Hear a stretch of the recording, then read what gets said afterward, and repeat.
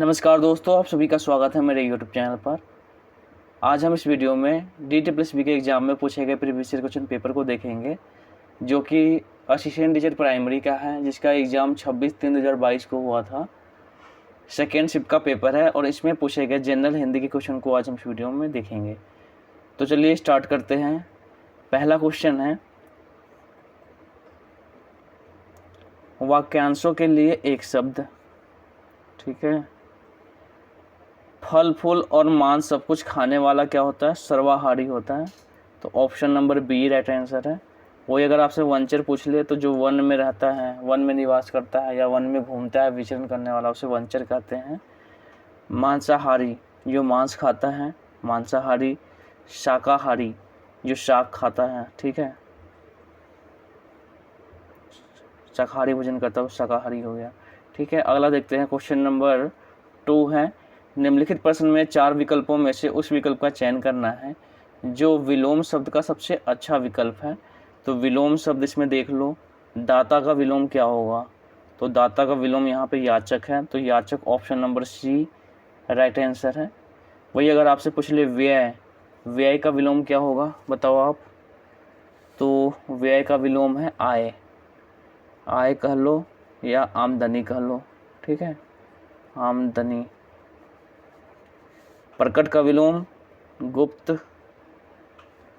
प्रेम का विलोम, प्रेम का क्या होगा? घृणा। ठीक है, घृणा, या आप नफरत कह सकते हो, नफरत। बैर। ठीक है, अगला देखते हैं। क्वेश्चन नंबर 3 है, इसमें आपसे पूछा गया है कि निम्नलिखित प्रश्न में 4 विकल्पों में से उस विकल्प का चयन करें जो शुद्ध वाक्य का सबसे अच्छा विकल्प है। शुद्ध वाक्य पूछा गया है, ये कौन सा शुद्ध वाक्य है? भारत भूमि हमका माता, तो ये तो अभी गलत हो गया। ठीक है, भारत भूमि हमारी माता है और हम उसके पुत्र हैं। चलो अब इसको रहते हैं, भारत भूमि हमारा माता है, तो ये भी गलत हो जाएगा। भारत भूमि हम सबका माता है, ये भी गलत है। तो बच गया आपका ऑप्शन नंबर बी, तो option number B right answer है। अगला क्वेश्चन देखते हैं। क्वेश्चन नंबर 4 है,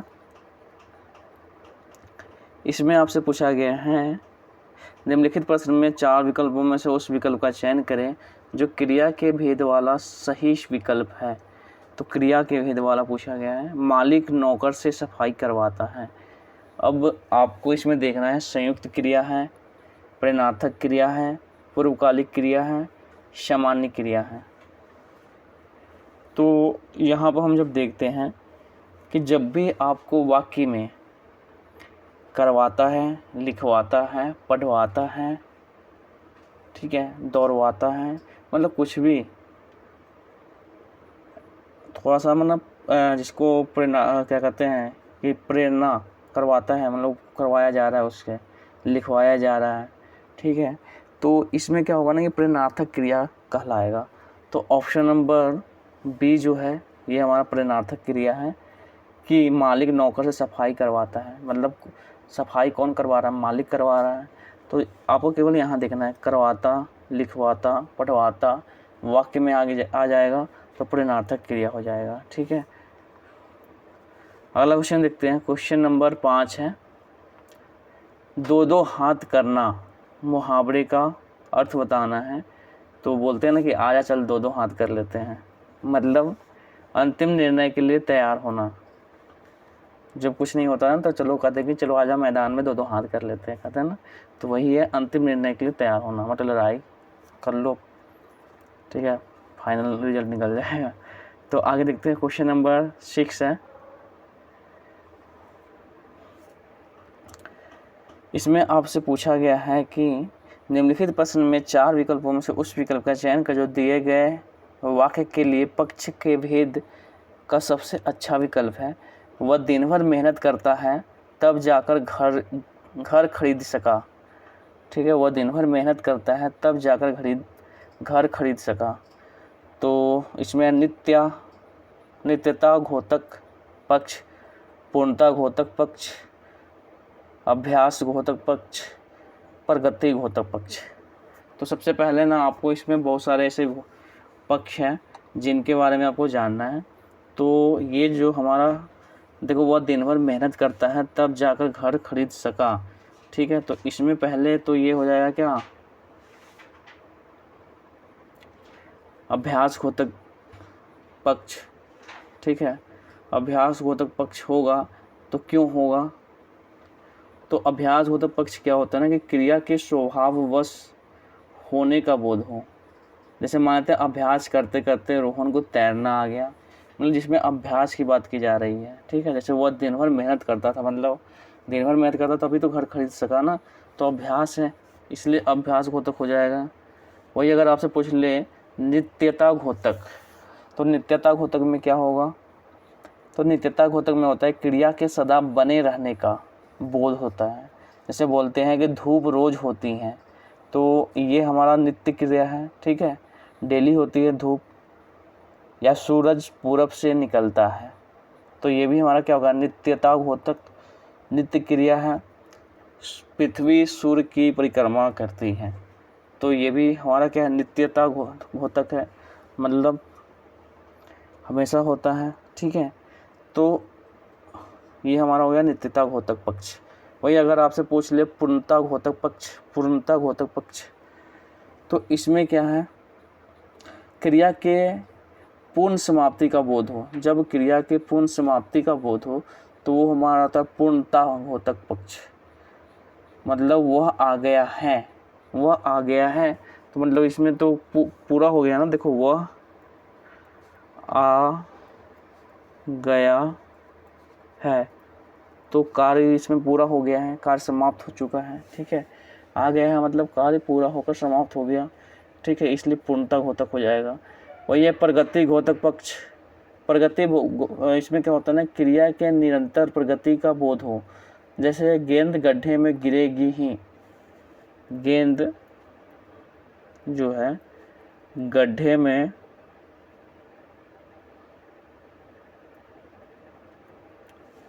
गिरेगी ही, गिरेगी ही, तो मतलब जो कार्य है वो प्रगति पर है और जाके गड्ढे में गिरेगी, तो इसी को हम बोलते हैं प्रगति घातक पक्ष। तो आपको वाक्य को देखना है, उसके अनुसार आप पता कर लेना। ठीक है, इसमें और भी होता है, आरंभ घातक भी होता है, तो क्रिया के जो आरंभ होने का बोध हो। जैसे रवि गाने लगा, तो रवि गाने लगा तो ये आरंभ घातक हो जाएगा कि मतलब उसने अभी स्टार्ट ही किया है। गति घातक भी होता है, क्रिया के प्रक्रिया चालू रहने का बोध हो, गाड़ी चल रही है। तो देखो यहाँ पे गति घातक और प्रगति घातक में ना थोड़ा सा अंतर है। गाड़ी चल रही है तो ये हमारा गति घातक है, मतलब क्रिया की प्रक्रिया चालू रहने का बोध हो रहा है। लेकिन वहीं पे है हमारा प्रगति घातक, मतलब इसमें ना जब क्रिया जो काम है वो हमारा एक एक प्रगति कर रहा है। जैसे प्रगति घातक में गड्ढे में गेंद गिरेगी ही, मतलब जो गेंद है वो ज़्यादा क्या कर रही है, गड्ढे में गिरने वाली है, तो मतलब प्रगति एक से दूसरे पर वो जा रही है। ठीक है, तो प्रगति घातक है। अगला देखते हैं, क्वेश्चन नंबर 7 है, निम्नलिखित प्रश्न में 4 विकल्पों में से उस विकल्प का चयन करें जो भाववाचक संज्ञा का सही विकल्प नहीं है। अब देखो भाववाचक संज्ञा, तो भाववाचक संज्ञा किसे कहते हैं, पहले तो आपको ये जानना होगा। तो भाववाचक क्या होता है, जो किसी शब्द के नहीं, जिस संज्ञा शब्द से किसी चीज या व्यक्ति के गुण, अवस्था, दशा, दोष का पता चले। जैसे बोलते करवाहट, करवाहट हमारा गुण बता रहा है। ठीक है, तो ये भाववाचक हो गया। आनंद, आनंद हमें बता रहा है कि ये हमारी उस समय अवस्था कैसी है, आनंद की अवस्था है, तो ये हमारा अवस्था बता रहा है।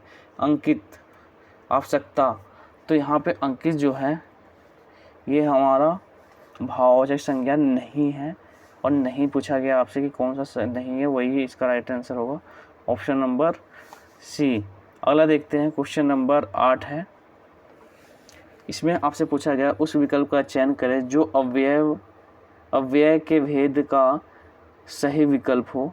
तो इसमें है बच्चे घर के बाहर पौधे लगा रहे थे, तो बच्चे घर के बाहर तो ये संबंध बोधक आ जाएगा, क्योंकि इसमें संबंध दर्शाया जा रहा है। कर्ता ने कर्म को करण से संबोधन काके की, तो काके की आ रहा है तो यहाँ पे के आ रहा है ना, तो कारक चिन्ह के आ रहा है, तो घर के संबंध बोधक अव्यय हो जाएगा।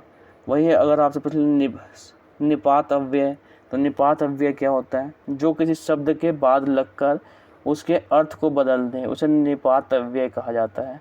जैसे कुछ निपात अव्यय के एग्जाम्पल है, जैसे ही होता है, किसी वाक्य में ही हो, भी हो, तो हो, मात्र हो, भर हो, ठीक है, के हो, केवल हो,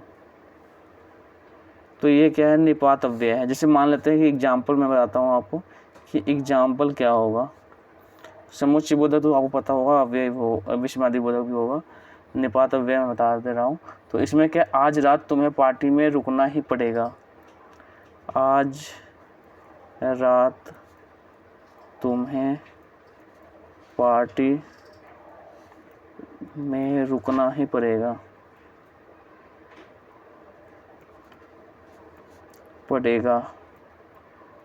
अब जो यहाँ पे ही आया ना, तो देखो रुकना ही पड़ेगा, जो कि इस मतलब ऐसे मतलब जो शब्द हैं, जो शब्द के बाद लगते हैं और उसके अर्थ को ही बदल दे रहे हैं। रुकना पड़ेगा, रुकना ही पड़ेगा, थोड़ा सा अर्थ चेंज हो रहा है ना, तो यही है निपात अव्यय।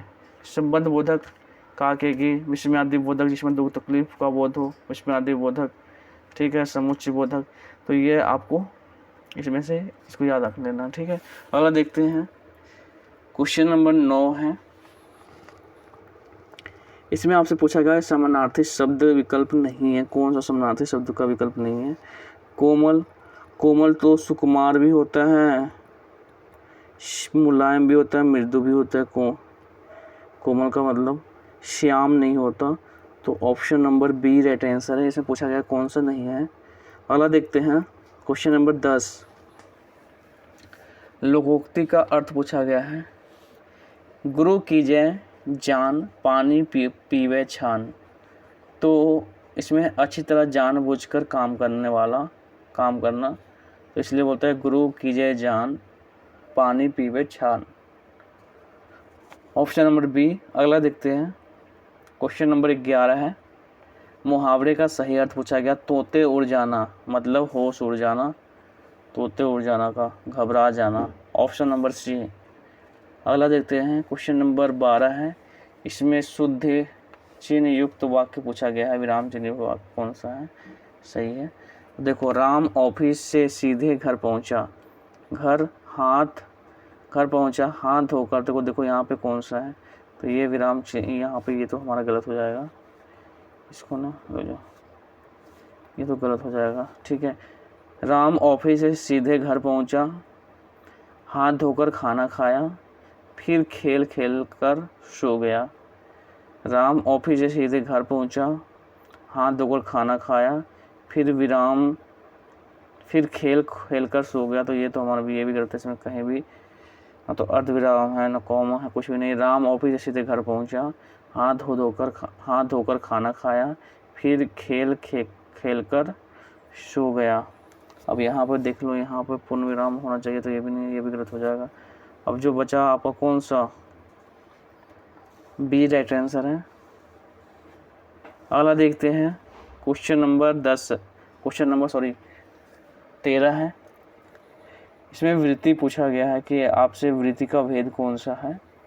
संभव है आज मौसा जी घर आए, देखो संभव है तो संभावार्थ हो गया, ठीक है ना, ये तो अपने आप हो गया, पता चल गया आपको, संभावनार्थ, option number A right answer है। संदेह का दिखा दो, संदेहवादों का निश्चय, विद्यार्थ विद्या से संबंधित है, विद्यार्थी से, तो विद्यार्थ हो जाता है। अगला देखते हैं, क्वेश्चन नंबर 14 है। उसे पूरा विश्वास है कि वह अपने काम में सफल होगा। अब देखो, इसके बारे में ना मैंने आपको पहले बता रखा है, जो पिछला वीडियो जो जिसने देखा होगा, मिश्र वाक्य क्या होता है, संयुक्त वाक्य क्या होता है, सामान्य जो हमारा सरल वाक्य है वो क्या होता है, तो इसमें है मिश्र वाक्य। अब मिश्र वाक्य क्यों है, कि आ गया, ठीक है, वो अपने काम में सफल होगा, तो option number A right answer है। जिसने नहीं देखा उस वीडियो को जाकर आप देखेंगे, पिछला वीडियो हमारा, उसमें आपको समझ में आ जाएगा। निम्नलिखित प्रश्न में 4 विकल्पों में से उस विकल्प का चयन करें जो शुद्ध शब्द का सही विकल्प है। तो ऐतिहासिक ये हमारा गलत है, ये सही है, ये गलत है। ऐतिहासिक ये भी गलत है। ऐतिहासिक option number B right answer है। अगला क्वेश्चन देखते हैं। क्वेश्चन नंबर कॉम्प्रीहेंशन से है, गद्यांश को पढ़ना है, उसके बाद इसके उत्तर देने हैं। तो देखते हैं, चलो। कई लोग समझते हैं कि अनुशासन और स्वतंत्रता में विरोध है, किंतु वास्तव में ये भ्रम है। अनुशासन के द्वारा स्वतंत्रता छीन नहीं जाती, बल्कि दूसरों की स्वतंत्रता की रक्षा होती है। सड़क पर चलने के लिए हम लोग स्वतंत्र हैं। हमें बाईं तरफ से चलना चाहिए, किंतु चाहे तो हम बीच में भी चल सकते हैं। इससे हम अपने ही प्राण संकट में डालते हैं, दूसरों की स्वतंत्रता भी छीनते हैं। विद्यार्थी भारत के भावी निर्माता हैं।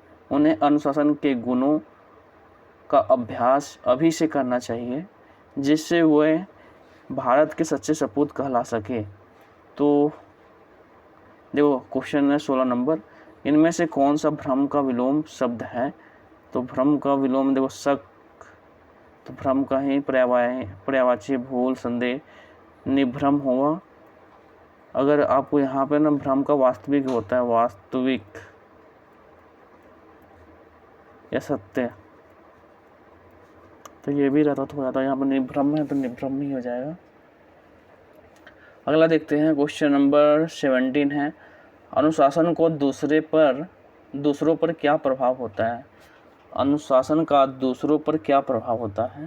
क्वेश्चन नंबर ये है, ठीक है। क्वेश्चन नंबर 17, अनुशासन का दूसरों पर क्या प्रभाव होता है? उनकी स्वतंत्रता खत्म हो जाती है?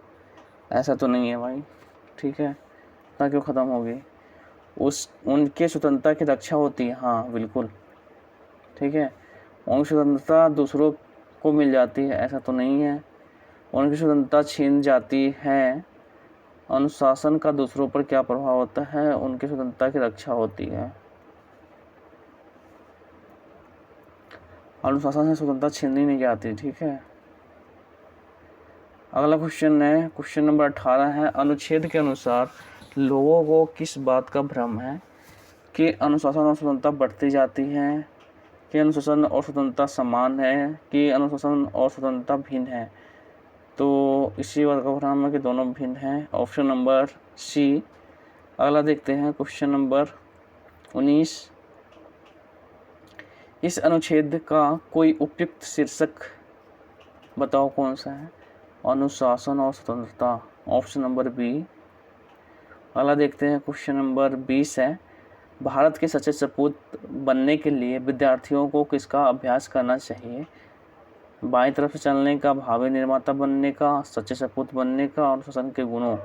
तो अनुशासन के गुणों ज़्यादा ज़रूरी है। अगर इनके गुण होंगे तभी आप क्या करोगे, बाईं तरफ से चलोगे या भावी निर्माता बनोगे या सच्चे सपूत बनोगे, सभी इसी में है।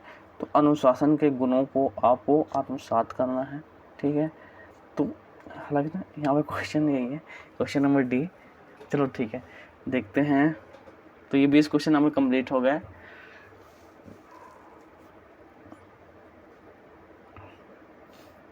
तो आज इस वीडियो में इतना ही। वीडियो आपको अच्छा लगा होगा।